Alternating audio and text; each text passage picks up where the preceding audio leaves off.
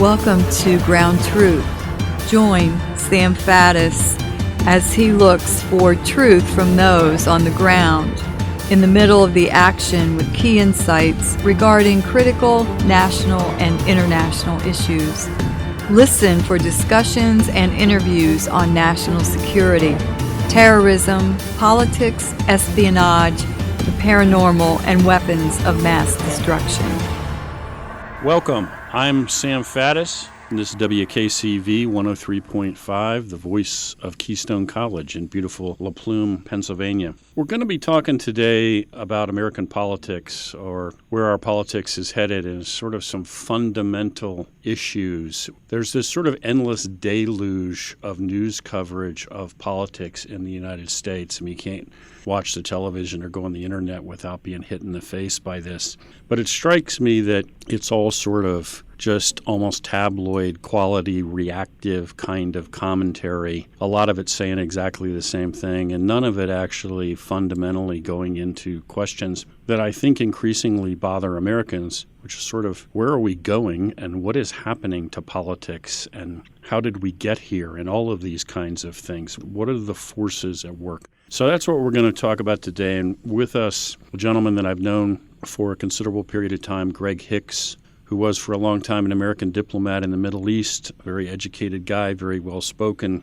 a very thoughtful individual, but also somebody who I have tremendous respect for his integrity and his truth-telling. Greg was the number 2 in Benghazi when the ambassador was killed and all of those events took place, and he not only took charge and demonstrated the leadership that was necessary to get through that crisis, but in the aftermath, when, in my opinion, most of official Washington was concerned primarily with political advantage and their personal political futures, he had the guts and the backbone to stand up and tell the God's honest truth about what had happened and what had not happened. And that kind of moral courage, I think, is something that we could use a lot more of in Washington, D.C. So when I say he's a truth teller, that's maybe the highest compliment I can give him. Greg, welcome. Hey, Sam. It's great to be on the show. I'm down here in sunny Tampa, Florida, and it's a beautiful day, and I'm here to see if I can help our people understand what's going on in their own country. You and I have a sort of unique set of talents and skills. We can, in some cases, actually project ourselves out of our own body politic, if you will, and then look back on it as if we are a foreign diplomat, as if we are someone from another culture looking at our politics and political system, and as perhaps a diplomat assigned to an embassy in Washington, D.C., analyze the political forces at work, and then report back to their foreign capital, or in this case, back to our own people who happen to be listening. Well, I love that as an intro, man, because I think that's exactly what I was hoping for here is, as I said when I was introing this, you can read all day about, whatever President Trump tweeted and whatever somebody said at some congressional hearing and just be buried in this. And I don't think really come away with any sense of what's at play. Where are we going? Why is all this happening? And what's likely to happen next? So over to you. What do you see? Well, I think what I see right now are two major macro movements within our political culture, and those two political movements are vying for leadership of our country. And in many ways, these two movements are seeking to define or even redefine the very soul of our country. So on the one hand, you have what I label the reform movement, and these are people who mostly live in the heartland of our country, people who have felt left behind, who have felt neglected by the changes that have been taking place over the last 30 years. The vast globalization effect that has enriched thousands of people along our coastlines, but have left people in the heartland jobless and exposed to problems like opioid abuse, for instance. These people stood up and are the core of the populist movement, or what has been labeled by the broadcast media and other media outlets as the populist movement, who largely elected President Trump in 2016 to come into Washington and bring about change, to try to rebalance our political system so that those people are now part of our country once more. And they're looking for fundamental change, a reduction in Washington's power, its intrusiveness into lives through massive regulation that was killing small business and small business creation. One of the things that's largely forgotten about this period that led up to President Trump's election is that for the first time in our history, new company formation was less than bankruptcies. Can you imagine that? For the first time in our history, the rate of new companies being formed was less than the number of companies going bankrupt. And this had a huge impact on the social fabric of our country, and people just were fed up. And if you remember that movie Network, they said, we're not going to take this anymore. Right. And, they chose to support Donald Trump in 2016. I think the second macro movement is what I'm beginning to think of as a revolutionary movement, and it's really epitomized by the positions taken by Ms. Representative Ocasio-Cortez and her Green Manifesto, which is the document that she has put forth to identify her policies. And if you go to the web and put greennewdeal.com and actually go to the text and read it, I think folks would be quite surprised. When I read it, my reaction was, oh my God, this is a document that Marx and Engels and Lenin and Trotsky and Stalin and Mao, Zhou Enlai, and others like that, of that political persuasion, would have been proud of. It is a truly revolutionary concept. She calls for the mobilization of the federal government to tackle climate change in the same way that the federal government mobilized to defeat Hitler. She's calling for a massive increase in the federal bureaucracy to ensure that we all are good environmentalists and that we all contribute to stopping climate change in its tracks. But this also involves programs like health care for all and jobs for all and a minimum wage of $15 an hour. And you have to ask yourself, how will all of this be paid for? Through confiscatory taxation?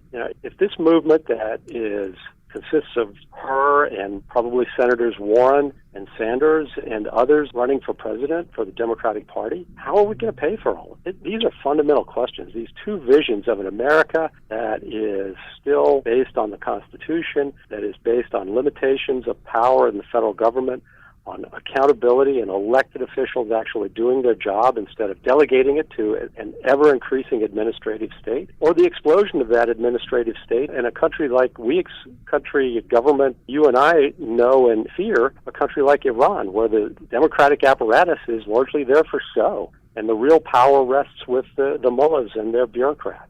Yeah, well, first of all, extremely well said. And I think you've drawn the picture precisely. I mean, in the sense that I was thinking the other day that there was a time not so long ago, but it seems like a long time ago, when we would go to the polls and, relatively speaking, we agreed on a whole huge range of things. And we would talk about raising taxes or lowering taxes to some extent, or increasing the size of the military or decreasing it. But there seemed to be a lot of bedrock there that we just, regardless of where you were, unless you were in a real fringe party, you were standing on the same bedrock. And then increasingly, that's not true. I mean, I wonder these days, I'm interested to hear your thoughts, looking at what you've characterized as the revolutionary side of things. If Barack Obama were running as a candidate in the Democratic primary, would he not now be far too conservative for where the party has gone?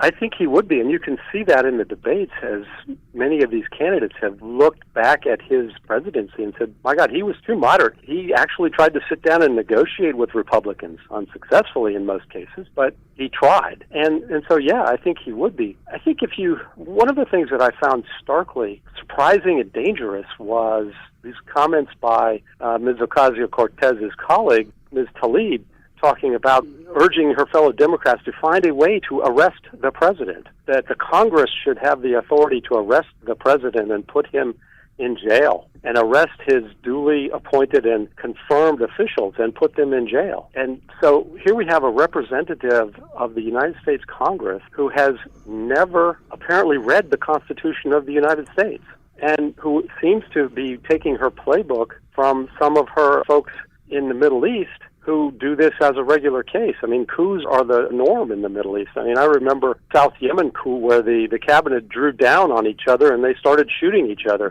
And the losers fled the country, and the losers who didn't get out of the country got put in 20-foot containers in 120-degree sun temperatures and left. So, I mean, is that where we're trending? I'm very concerned about that. Yeah, I personally think that, we've witnessed since Donald Trump came to office, regardless of how you feel about him, sort of these continuous efforts, which seem to be intensifying, to just delegitimize him and remove him from office. And what I always say to people when I'm talking to them, again, regardless of where they are in the political spectrum, is, we have a system for solving this, which is called elections. And down this road of criminalizing everything and never respecting the result of the election and threatening to arrest officials, as you've said, real fast, you're in the direction of what we used to refer to derisively as the kind of thing that happens in a banana republic, where there's no respect for law. And then I think all bets are off. In fact, I wonder sometimes now if the powers that be in the Democratic Party that seem to be in the ascendancy had understood early enough that Donald Trump was going to win. Is it beyond possibility that instead of trying to get rid of him after they allowed him to take the oath of office, that they would have simply announced, well, the election's invalid, we're not stepping down. We're not going. That election doesn't count, in effect, which is precisely the kind of thing we see across the third world all the time, as you and I both well know. Yeah, absolutely. I think that not this crop, certainly not that crop of Democratic leaders, but I'm increasingly concerned, and let's be clear, that crop of Democratic leaders actually rigged their nomination process in favor of Mrs. Clinton over Senator Sanders. And so, they were not above rigging their own internal non-democratic processes, but they were still, those people had grown up during the Cold War, and they had at least understood the basic concepts, the basic ideas that you alluded to that are the foundation of our country. And so they still respected them, and they respected the outcome of the election, the constitutionality of it. Now they then foisted the Russia collusion hoax on us with the hope of overturning the election through an impeachment process, and they failed at that. They got caught red-handed. One of the reasons why I call this movement revolutionary is, well, there are two reasons. One is, Mrs. Ocasio-Cortez and her compatriots, who are the leaders of this revolutionary movement, if you will, they were all born after the Cold War. They don't know they didn't experience that competition, that daily concern about whether we were going to even be around the next day, or whether our way of life would be extinguished forever and our country gone. So they grew up in a time of extraordinary power for the United States, extraordinary wealth and extraordinary influence around the world. And so, they just haven't had to face that competition in the same way that you and I grew up having to face.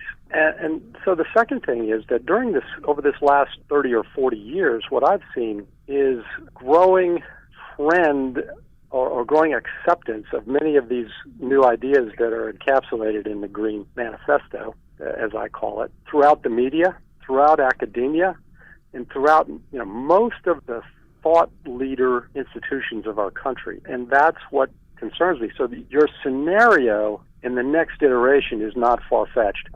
In the last few weeks, I've begun to become concerned that the 2020 election could be one and done. We used to talk about that, with respect to the Italians and the French. Oh, if the Communist Party wins, will this be the last election that ever takes place in one of those countries? I'm beginning to be concerned, especially with the widespread disrespect of constitutional norms and procedures that have been part of our country since its founding. So we have these visions, which I think you've laid out very clearly and are very illuminating. And what is your sense of where the country is going? I mean, these are two stark choices. Which way are we headed, or do we know yet? I don't think we know. I think, in fact, this election is going to be about these two visions. Now, superimposed over this is going to be a dialogue about the suitability of President Trump for office, as our political elites try to ride these two waves. Because the political elite, if you look at the way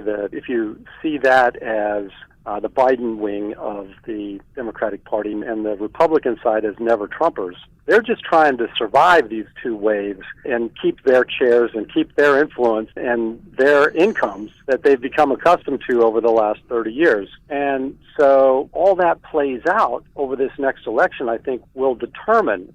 One of the great things about our Constitution is we layer these things.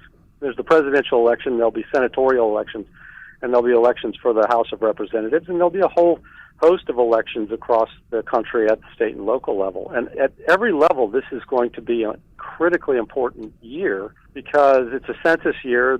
All the House of Representative districts were going to be redistricted based on the census. And, we know that the census is going to be questionable because of the activities in the Supreme Court about not allowing certain key questions to be asked on the census. And we know that the election is going to be very challenging. If you look at what happened in 2018 in California, where you had this process called ballot harvesting, where Democratic Party officials basically went into people's houses and gave them pre-made ballots and watched people cast their ballots or help people cast their ballots. We don't really know. And they brought the ballots in to be counted. The secret ballot is the foundation of real democracy, and that seems to have been kept by the wayside. I don't understand these are micro forces that are factoring into these broader macro forces as to who's going to actually come out on top in 2020.